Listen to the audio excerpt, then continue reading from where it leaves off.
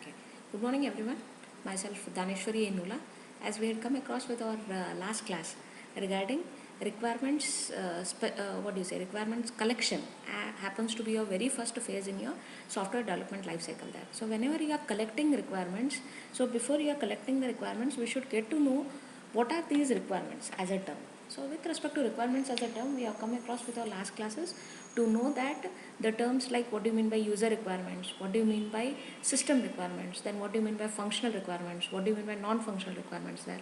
So with respect to these terms, we are very well aware that what do you mean by a functional requirement there. Functional requirements are nothing but what a system must possess. So that is called out as functional requirement there. What a system must actually do. So that is called out as functional requirements.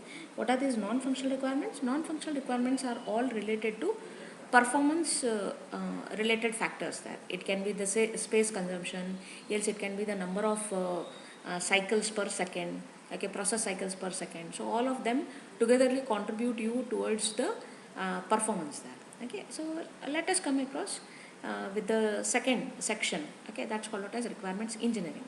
Now for this requirements engineering, whenever I say that a requirement has to be collected, there should be some rule for that. There should be some methodology for that. So that is being described here.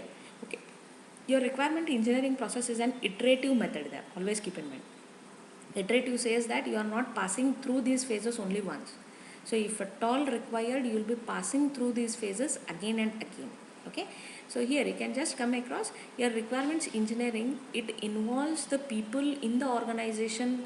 Then it can be the people as a stakeholders, you as a developer. So all of them happen to be your role key players there. Okay.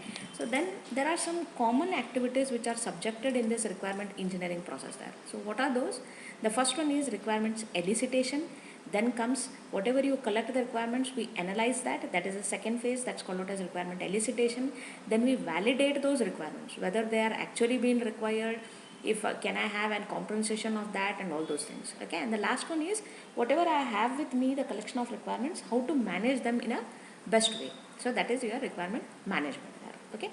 In practice, we say that your requirement engineering process is an iterative activity, okay, in which usually these processes are interleaved to one another. Okay, so this is your spiral view for your requirements engineering process there.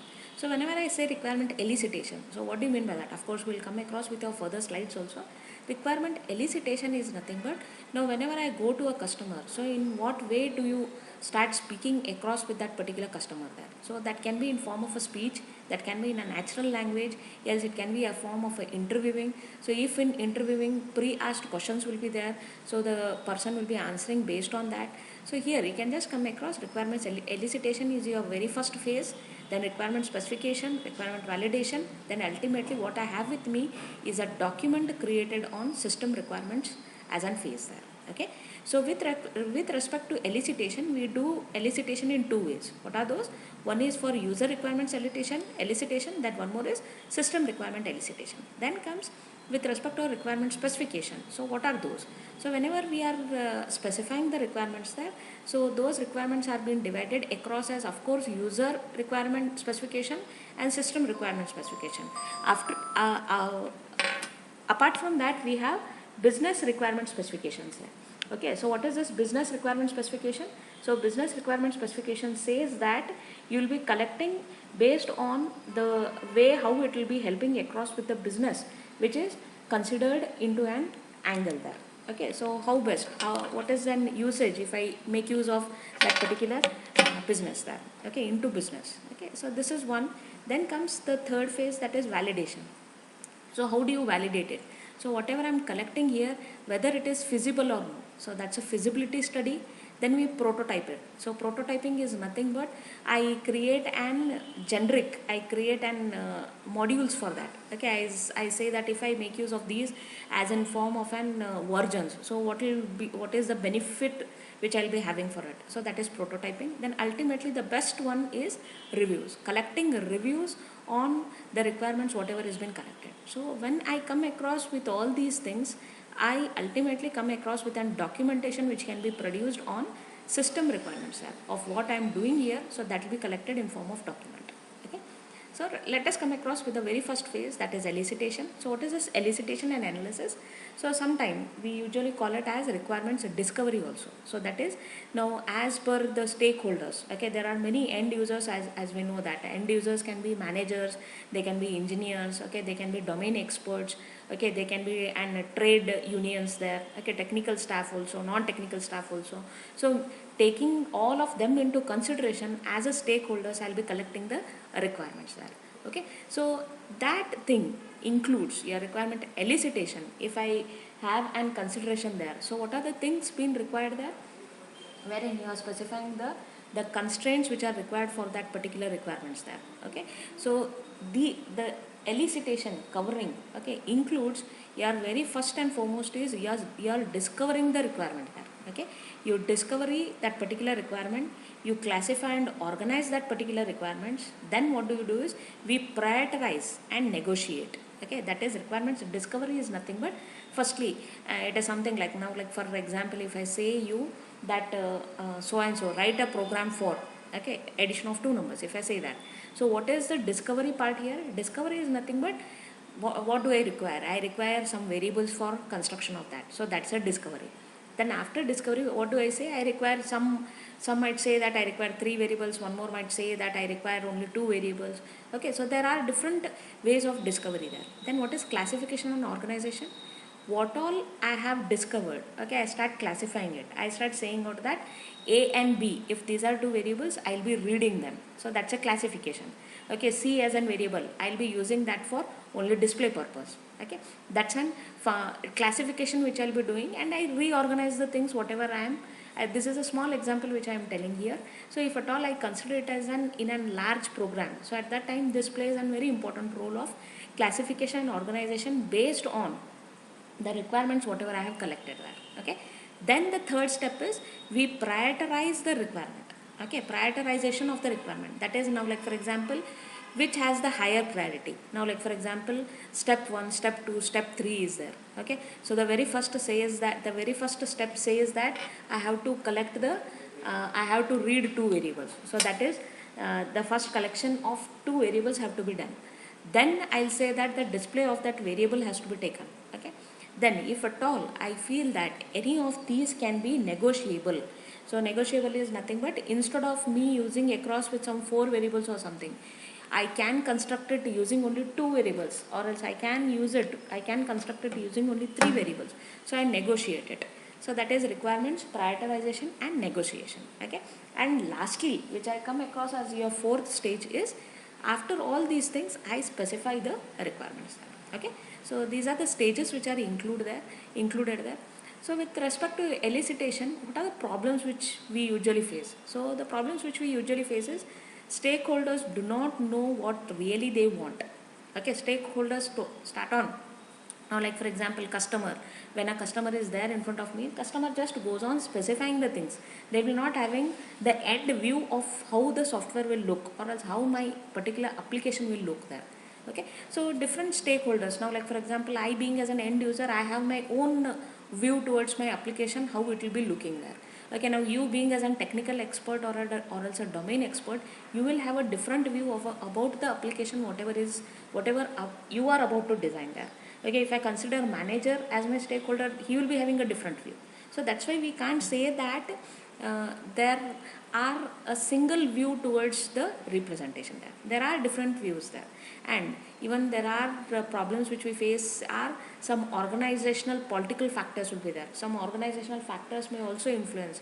Now like for example, I have a contract with a particular requirement holder, a sensor, as an sensor device who is about to provide me. Okay, I'll be having a tie-up with them saying across that I'll be having a tie-up saying across that from that particular vendor only I have to buy it. Okay, so this is wherein I call across as even your organizational or political factors may influence the system requirements there. Okay, then we come across to know that the requirements change.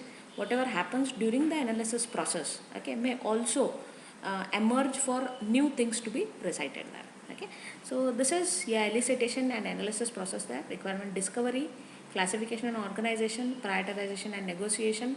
Then lastly I have requirement specification. Okay, So with respect to your process activities, what is this discovery? Interacting with stakeholders, just now which I said to you, to discover their requirements. Domain requirements are also discovered at this stage.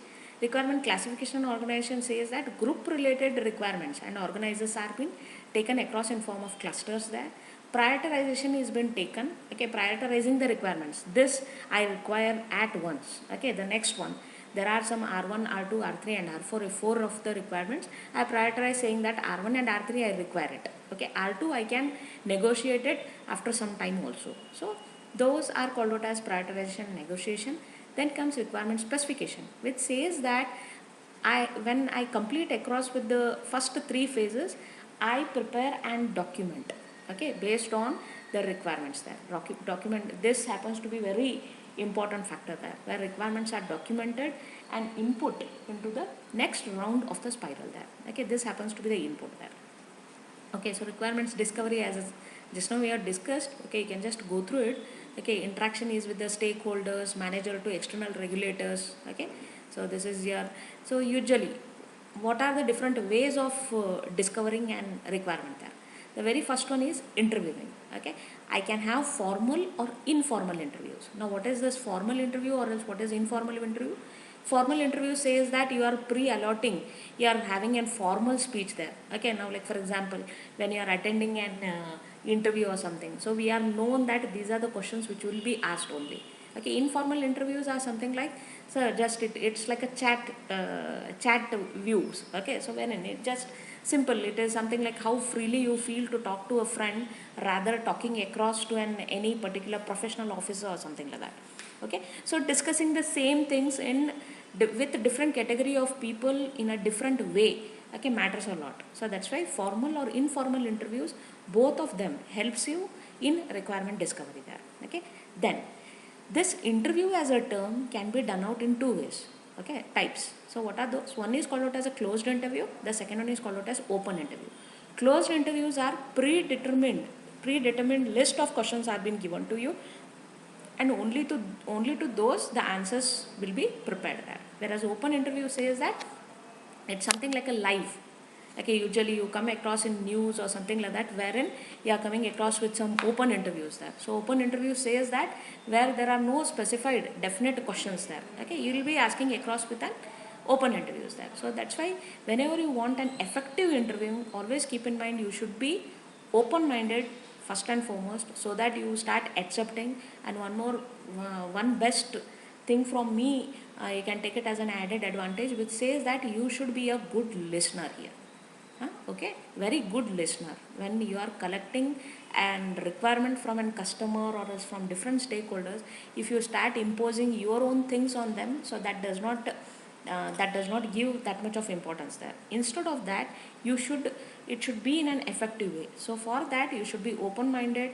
you should have preconceived ideas, okay. Avoid, so that's nothing but do not dominate your ideas onto the customers or something. Hear from them, get to know and design structure what type of an application are they interested to do it, okay. Then prompt the interview to get discussions, okay. Make it into a discussion more than interviewing, okay. So that can be ultimately the way how you can do it, okay.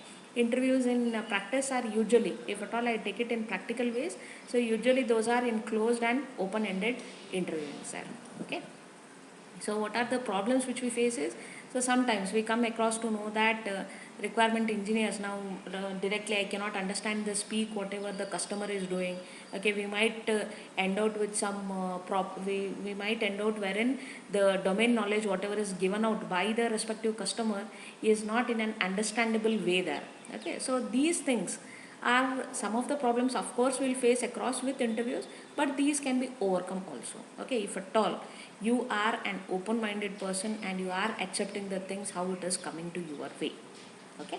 So even ethnography, so what is this ethnography? Ethnography is nothing but a social scientist, okay, spends a considerable time observing and analyzing the people okay. I can spend some time wherein I can analyze the things, I can analyze how the people are behaving or else how the people are actually working there,